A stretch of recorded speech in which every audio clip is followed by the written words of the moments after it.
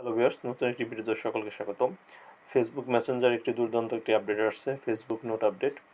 এই নোট আপডেটের মাধ্যমে আপনি আপনার ফেসবুক মেসেঞ্জারের এই প্লাস আইকনে ক্লিক করে আপনি এখানে কিছু নোট লিখে রাখতে পারেন। এক্সাম্পল হিসেবে দেখাচ্ছি, এখানে আমার কিছু ফেসবুকের ফ্রেন্ড লিস্টে যারা আছে তারা অনেকে কিছু নোট লিখছে। যেগুলো নোট লেখে নাই যারা, তাদেরটা দেখবেন ফাঁকা, তাদের প্রোফাইলে পিকচার দেখা যাচ্ছে। আর যারা নোট লিখে রাখছে তাদেরটা দেখবেন আপনি এখানে লিখে রেখেছে যে সুখে থাকুন, হাসতে থাকুন। আর একটু এই সাইডে যদি যাই, এখানে অনেক কিছু লিখে রাখছে। তো এইভাবে আপনি আপনার পছন্দ মতো অনেক কিছু নোট লিখে রাখতে পারেন। তো আপনার ফেসবুকে যদি এই অপশনটি না থাকে, সেক্ষেত্রে আপনি যদি অ্যান্ড্রয়েড ফোন হয়ে থাকে, আপনি চলে যাবেন প্লে স্টোরে। প্লে স্টোরে আসার পর আপনার মেসেঞ্জারটি এখান থেকে আপডেট করে নেবেন। এবং যদি আপনার অ্যাপেলের বা আইফোন হয়ে থাকে, সেক্ষেত্রে আপনি অ্যাপেল স্টোর থেকে আপডেট করে নেবেন। আপডেট করার পর যদি ওপেন করবেন মেসেঞ্জারটি, তারপরে আপনি এই অপশানের মাধ্যমে এইখানে প্লাস আইকনে ক্লিক করবেন।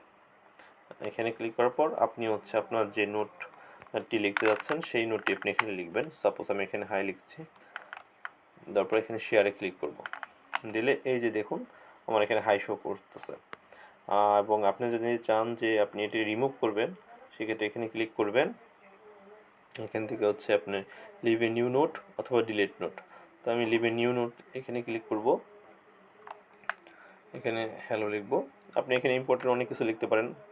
আপনি যদি অফিসে থাকেন বা মিটিংয়ে থাকেন, বা আপনি চাচ্ছেন না যে ফেসবুকে এখন কারোর সাথে কথা না বলতে, সেক্ষেত্রে ইম্পর্টেন্ট কোনো কিছু নোট এখানে লিখে রাখতে পারেন, যার মাধ্যমে আপনার ফেসবুক ফ্রেন্ড লিস্টে যারা আছে তারা খুব সহজে জানতে পারবে যে আপনি এখন ব্যস্ত আছেন।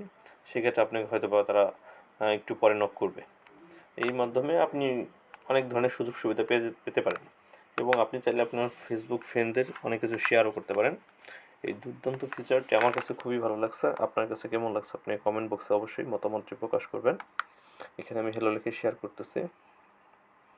এখন দেখতে পাচ্ছেন যে আমার এখানে হ্যালো হয়ে গেছে, এবং এটি ডিলিট করার জন্য আমি এখানে প্রেস করব, এখান থেকে ডিলিট নোটে ক্লিক করব, তাহলে এটি আমার ডিলিট হয়ে যাবে। তো এটি একটি সহজ এবং সিম্পল একটি আপডেট, কিন্তু এটি খুবই ভালো। ভিডিওটি ভালো লাগলে একটি লাইক এবং একটি কমেন্ট করবেন।